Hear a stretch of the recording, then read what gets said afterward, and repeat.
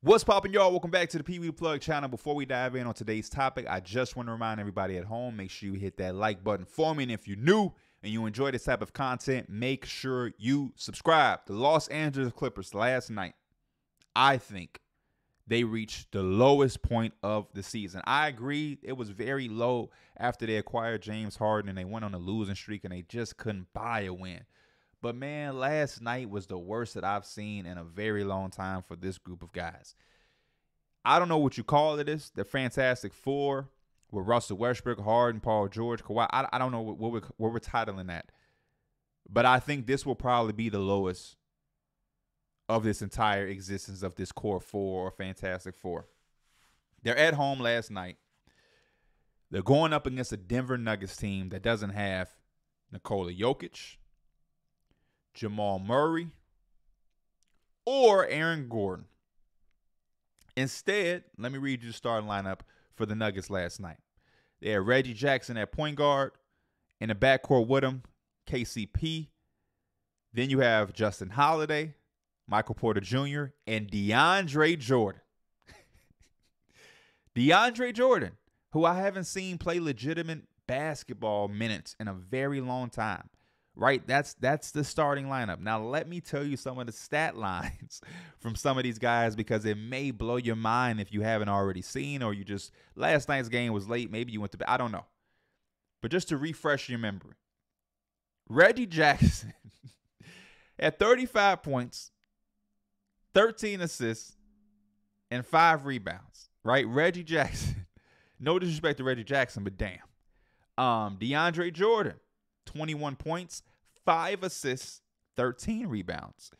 Michael Porter Jr., one of the 2 starters who actually played in the actual starting lineup, he scored the least amount of points and played the least amount of minutes of the starters in last night's game. He had 8 points, 3 assists, and 10 rebounds, and only 29 minutes. He's the one starter in last night's game that did not clock 30 minutes, and he's one of the actual 5 starters. And then Justin Holiday gave you 12 and 6. And you got some minutes from the young guys off the bench: Peyton Watson, Julian Strother, Christian Brown, and then Zeke Naji gave you 8 and 7 in 12 minutes. And not only did they win this game, they won this game by almost 10 points. 9-point victory, again, in Los Angeles while the Clippers were at home. And then you look on the other side. Clippers ain't missed nobody. I know they have injury history, but Kawhi played. Paul George was there. James Harden suited up. Russell Westbrook, damn skippy. Paul George, 6 points, 4 assists, 8 rebounds in 37 minutes. Not going to cut it. And I'm going to be a little light on Paul George, not because that's my guy, not because that's my favorite player, but because I think so far this season, he's been the Clippers' best player. I know that sounds crazy because it's like, oh, Kawhi. A lot of these guys will probably make the Hall of Fame easier or, a lot earlier than Paul George. James Harden probably will. Same with Kawhi. Russell Westbrook too. But Paul George, as of this season, to me, has been their most consistent best player overall. Kawhi gave you 31. 31, 8, and 3. Zubac gave you 23 and 14. I mean, when Zubac is giving you 23 and 14, you cannot afford to lose, especially if it's against a Nikola Jokic-less Nugget team. And Harden gave you 11, 4, and 2. Russell Westbrook, 14 and 11 rebounds. Norman Powell gave you 10 points off the bench. It's just not clicking, man. It's not clicking. I felt Tyronn Lue when he said, man, give us 10 games. Give us some time. I'm all for that. I'm a very understanding person, especially when we're talking about sports and basketball specifically. It does take time to gel. It does. But, boy, if there was ever a situation where I was just, like, losing hope in something gelling or being as impatient as possible, I just don't get it. In the 11 games that James Harden has played in, his team is 4 and 7. James Harden is averaging career lows in a lot of different areas that is alarming. One of them is shots attempted per night. He's averaging 9.5 shots a game right now, y'all. He ain't averaged that low since his sophomore season in OKC, where he averaged 8. He took 8 shots then. 14 points per game. Again, a career low since his sophomore season. I'm trying to figure out how many years ago was that. He's 34. That was 13 years ago. He ain't scored this least amount of points and shot this least amount of shots in 13 years. He's shooting 44% from the field, 36% from three. He's getting to the free throw line 4.5 times. That, again, is a career low since his sophomore season 13 years ago. 14, 6, and 4 for James Harden is not bad numbers at all. But we kept hanging our hat on the fact of last year he led the league in assists. He's still at 21 and 11. And now it's 14, 6, and 4. I saw a stat somebody put out. This is the lowest. I think it was my guy, Kevin O'Connor. Shout out to Kevin O'Connor. I think he tweeted out a stat about, like, this is the least James Harden is getting his shots in the paint. Like, the rate at which he's getting to the basket on the interior is at like 12%. It hasn't been that low, and I don't know how long. I'm gonna look it up to make sure we got it factually, because I would just love to know exactly the percentages. But yeah, there seems to be little bursts, which a lot of people was talking about. James Harden, there we go. 37 minutes ago, so he put it in a graphic. James Harden career restricted area attempt rate.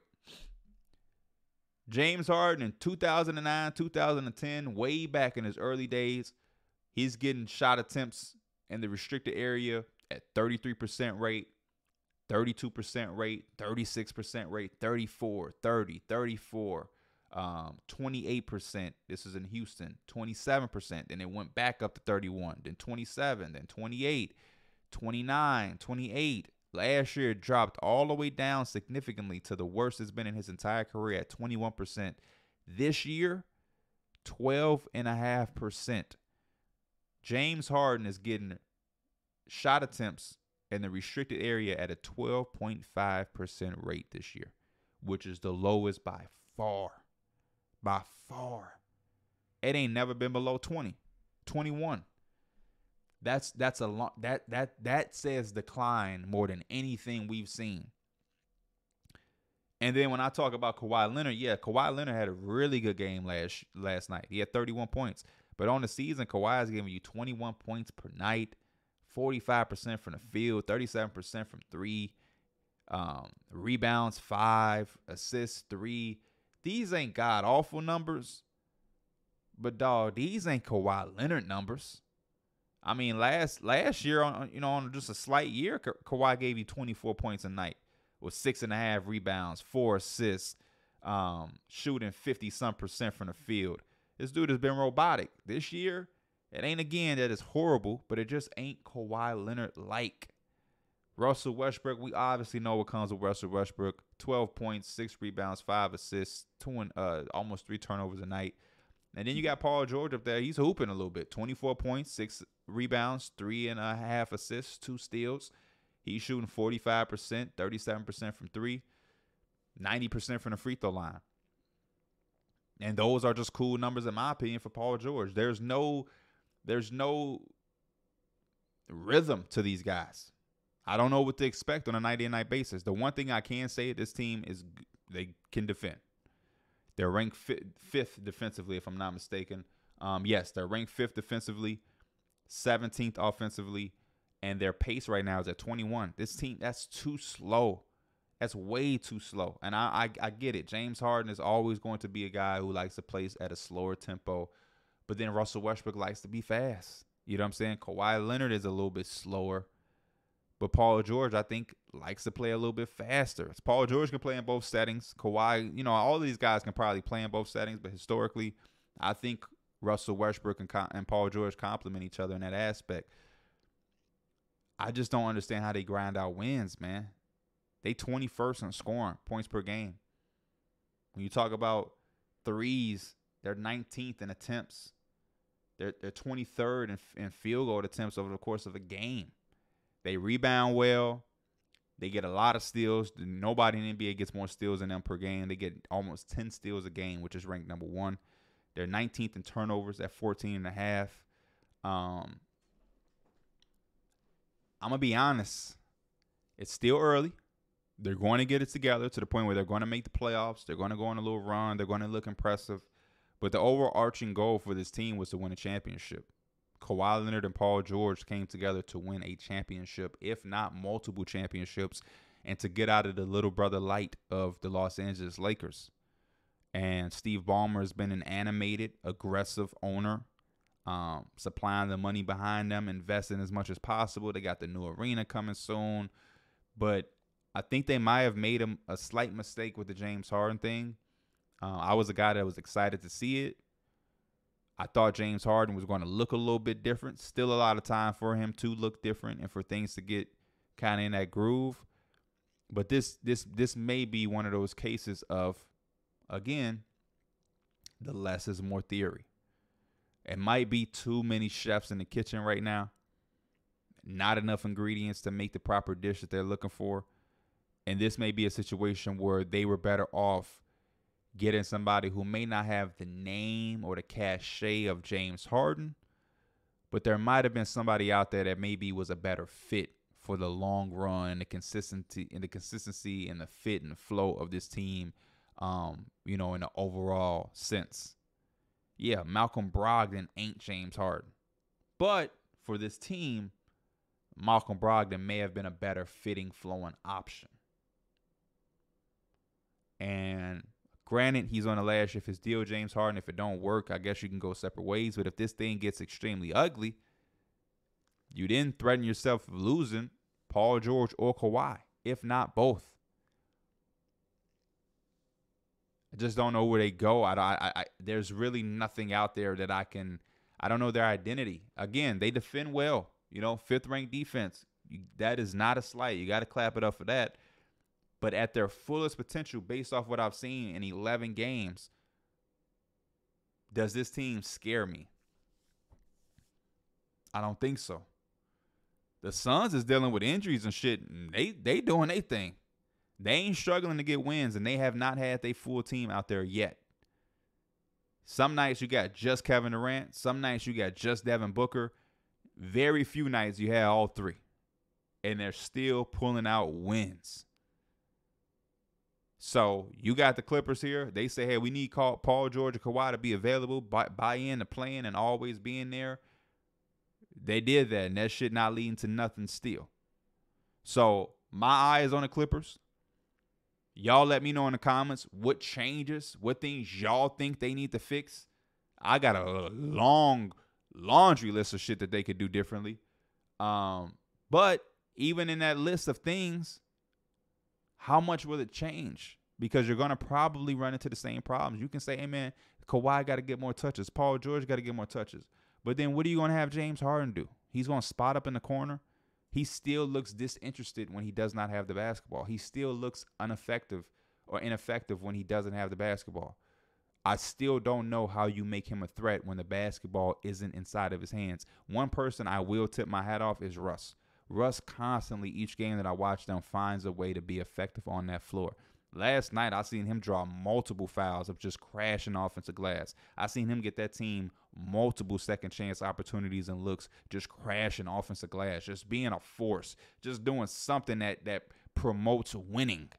You know what I'm saying? Like, he's not even one of the biggest guys out there. He's smallest guy in the lineup. When they had him, Harden, PG, Kawhi, and Zubac got there, Russell Westbrook the smallest guy.